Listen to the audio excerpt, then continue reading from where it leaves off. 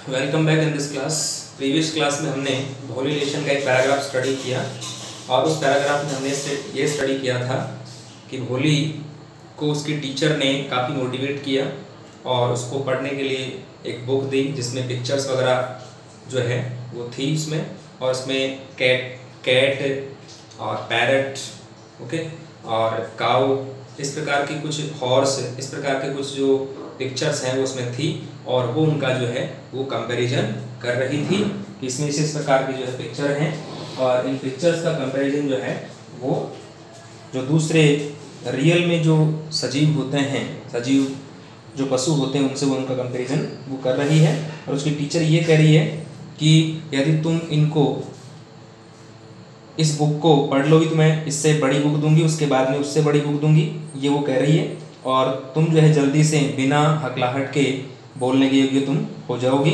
अब तुम घर चले जाओ और उसके बाद कल तुम्हें जो है वापस यहीं आना है। ओके, ये टीचर ने बोला कि now go home and come back early tomorrow morning. इसके बाद में ये जो शब्द है अचानक भोली के कानों में ऐसे गूंजे जैसे कि मंदिर में घंटियाँ गूंज रही हों और आसपास के जो पेड़ हैं उन पेड़ों में जैसे बड़े बड़े जो रेड फ्लावर्स हैं वो खिल गए हों।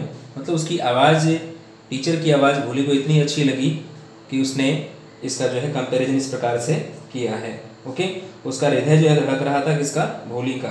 Her heart was throbbing with a new hope and a new life. एक नई आशा और एक नया जीवन उसके साथ में भोली का हृदय जो है वो धड़क रहा था कि मुझे एक नया जीवन मिलने वाला है। ओके, इसके जस्ट बाद में जो है ये जो गांव है इनका, वो गांव एक कस्बा बन गया था, प्राइमरी स्कूल हाई स्कूल बन गया था। ओके, और वहाँ पर सिनेमा भी चलने लग गया था। एक कॉटन जिनिंग मिल थी, जो रुई कताई की मिल होती है वो भी थी वहाँ। ओके, और जो मेल ट्रेन है, डाक वाली जो ट्रेन है वो भी वहाँ रुकने लग गई थी। इसके जस्ट बाद में एक दिन जो है रामलाल ने अपनी पत्नी से कहा कि हमें जो है विशंबर जो एक वेल टू डू मतलब धनवान जो ग्रोसर है, किराने की दुकान चलाता है, पंसारी है, उसकी हमें बात स्वीकार कर लेनी चाहिए।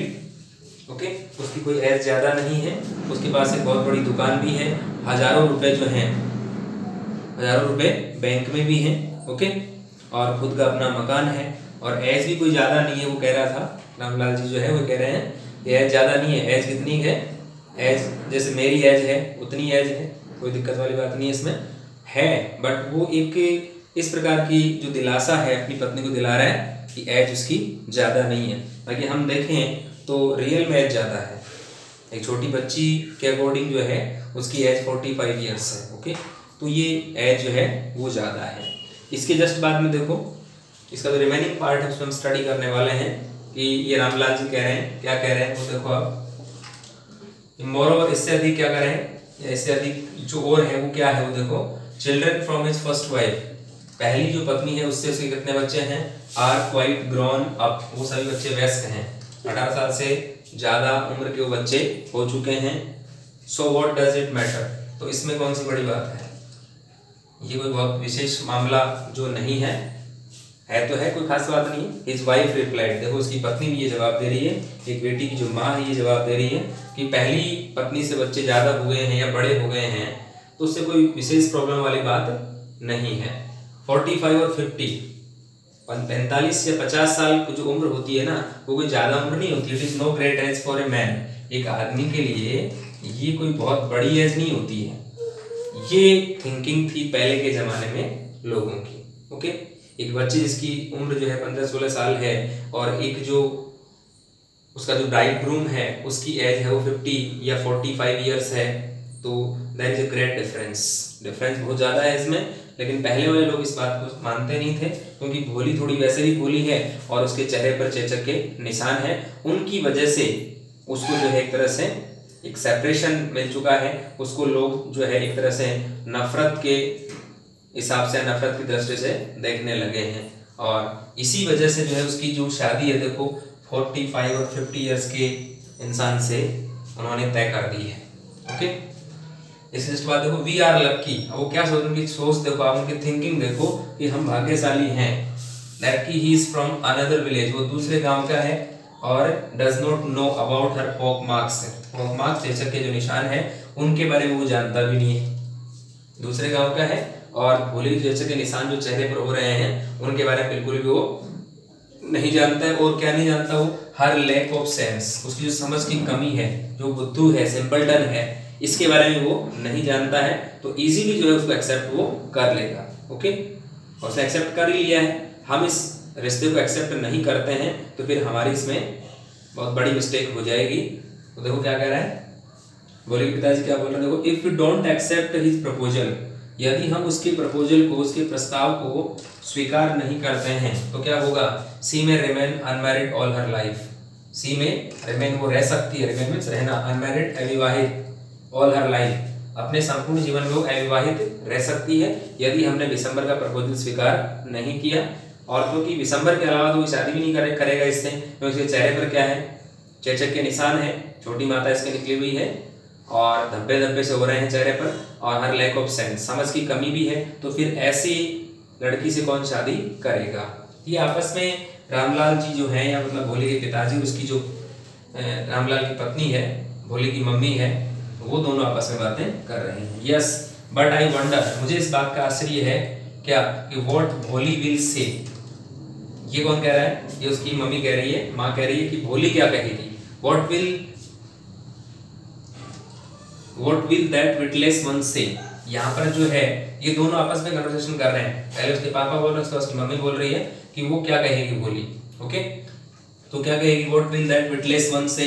विटलेस मींस बुद्धू, वो बुद्धू जो है, बिना बुद्धि वाली जो है, वो क्या कहेगी, कुछ नहीं कहेगी। सी इज लाइक ए डम्ब काऊ, वो तो एक गूंगी गाय की तरह है, जिसको हम चाहे जहां भेज देंगे, नो प्रॉब्लम। तो इस प्रकार की जो सिचुएशन है वो क्रिएट हो रही है। ओके, इसके जस्ट बाद में जो है यहाँ पर maybe you are right, हो सकता है तुम बिल्कुल सही हो। मटर्ड रामलाल, रामलाल ने कहा कि तुम बिल्कुल सही हो। ये दोनों आपस में कन्वर्सेशन कर रहे हैं। जो भी इन्वर्टेड कोमाज में सेंटेंस है, वो इन्वर्टेड कोमाज वाले सेंटेंस भोली की जो मदर है और भोली के जो फादर हैं उनके बीच में ये कन्वर्सेशन हो रहा है। ओके, इसके जस्ट बाद देखिएगा, in other corner of the courtyard, आंगन के दूसरे कोने में भोली क्या कह रही है, भोली ले अवेक ऑन हर कॉट, वो अपनी खाट पर लेटी हुई थी। Listening to her parents whispered, listening to her parents whispered, जो माता पिता उसके बात कर रहे हैं उसको बिल्कुल वो धीरे से सुन रही थी। विस्पर्ड कन्वर्सेशन, फुसफुसाहट से परिपूर्ण जो उसकी बातचीत है दोनों की, उसको भोली सुन रही थी। Vishambar Nath was a well to do grocer, Vishambar Nath जो है एक बहुत ही धनवान जो है वो पंसारी था, किराने की दुकान चलाया करता था। Okay, he came with a big party of friends, he came with, वो आया, ए बिग पार्टी, एक बहुत बड़ी पार्टी लेकर के, किसकी, अपने फ्रेंड्स की और रिलेटिव्स की, मतलब बारात लेके आ गया है वो भोले से शादी करने के लिए। With him for the wedding, शादी करने के लिए जो है वो बारात लेके आ गया है। ये ब्रास बैंड, ये पीतल का जो बैंड होता था पहले, आजकल तो कह रही है डीजे वगैरह आने लग गए, पहले एक पीतल वाला बैंड होता था, सभी कोई लेके आया करते थे शादी में। तो वो ब्रास बैंड जो है वो क्या कर रहा है, पॉपुलर ट्यून, एक बहुत बड़ी जो ट्यून है, प्रसिद्ध ट्यून है, वो बजा रहा है। फ्रॉम एन इंडियन फिल्म, एक भारतीय गाने की जो ट्यून है, जैसे हम आए हम बाराती बारात लेके, इस प्रकार की जो ट्यून होती है, ओके, वो साइड को बजा रहा है। इंडियन फिल्म का एक गाना है और उसकी धुन को बजा रहा है। हीडेड द प्रोसेशन, प्रोसेशन का मतलब जुलूस या बारात जो है उसके आगे आगे जो है बैंड चल रहा है और गाना जो है वो बज रहा है। With the bridegroom riding A decorated horse, bridegroom जो दूल्हा है वो जो है वो सवारी कर रहा था किसकी, ए डेकोरेटेड हॉर्स। डेकोरेटेड का मतलब सुसज्जित या सजावटी जो घोड़ा है उसकी वो सवारी कर रहा था। रामलाल वाज ओवरjoyed, रामलाल ये देख करके बड़ा खुश हुआ। To see such pomp and splendour, ये जो शानो शौकत है ये देख करके रामलाल जी बहुत खुश हुए हैं कि देखो आज तक जो है किसी भी बेटी की बारात ऐसी नहीं आई जिस प्रकार भोली की बारात जो है वो आई है, बट रियलिटी कुछ और थी। ओके, और जो बच्चियां हैं उनके जो भी दूल्हे आए हैं या जो भी उनके हस्बैंड हैं उनकी जो एज है वो इतनी ज़्यादा नहीं थी। दूसरी बात वो बच्चियां सुंदर भी थी, तो उनको रामलाल जी ने जो है उस प्रकार से जो है उनकी शादी की है और उनकी जो एज है वो एक तरह से जो मैच होता है कह सकते हैं अपन उसके अकॉर्डिंग थी, लेकिन ये जो है ये तो मिसमैच है बिल्कुल भी। लेकिन फिर भी एक अंधविश्वास मान लें आप, सुपरस्टिशन जो है या पुराने विचार मान लें, या भोली की जो सुंदरता नहीं है वो अगली है उसको देख करके मान लें कि उसके साथ में इस प्रकार का जो है वो मिसबिहेव या गलत बिहेव जो है वो हो रहा है। Okay, he had never dreamed, उसने सपना भी नहीं देखा था कभी, दैट की his fourth daughter would have such A grand wedding, कि उसकी चौथी जो बेटी है, चौथी जो संतान है उसकी शादी इस प्रकार से होगी। Would have such A grand wedding, grand means Bhavya, wedding means शादी, उसकी इतनी भव्य शादी होगी इस बारे में कभी उसने सोचा तक नहीं था। ओके, तो ये हमने इसमें स्टडी किया।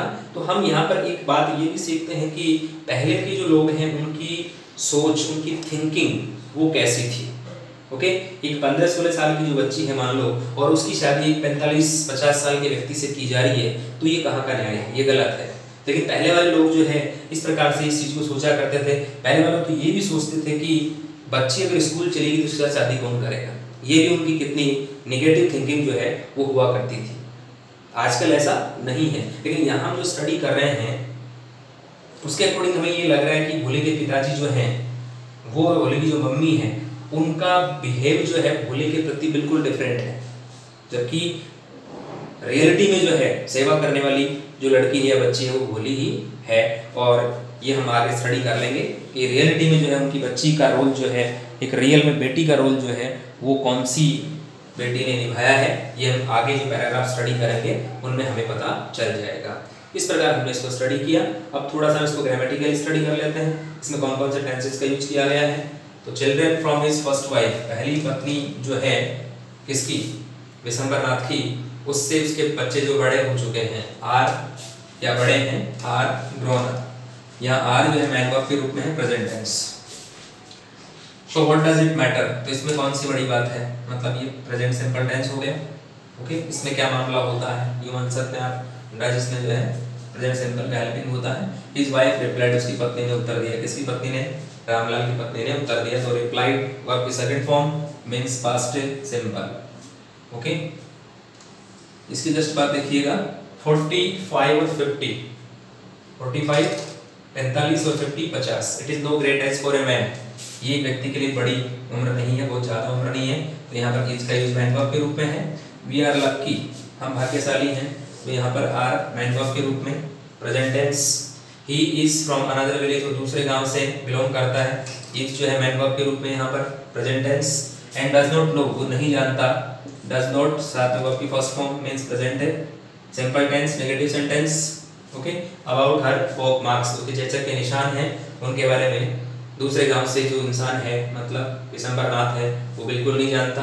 और हर लैक ऑफ सेंस, और उसकी समझ की कमी है, बुद्धू है, इस बारे में वो नहीं जानता।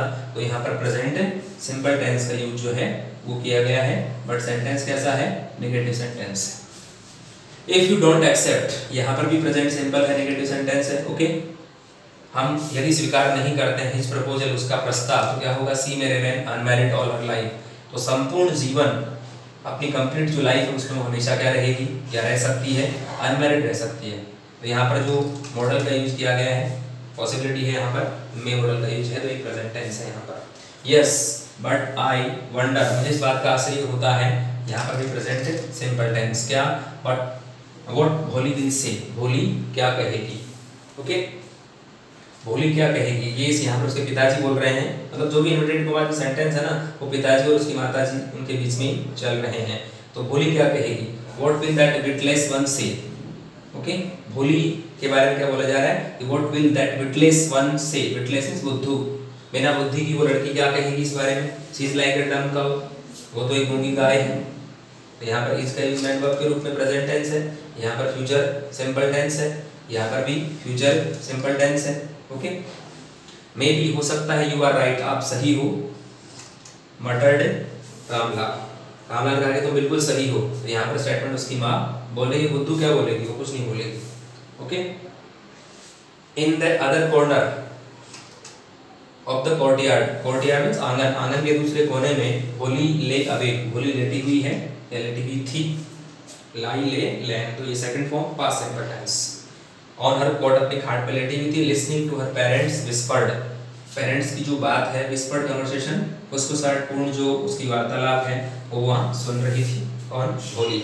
विशंबरनाथ वो जो well to do grocer, Vishambarnath एक धनवान जो है वो पंसारी था। ग्रोसर मीन्स पंसारी जो किराने का पूरा सामान रखता है।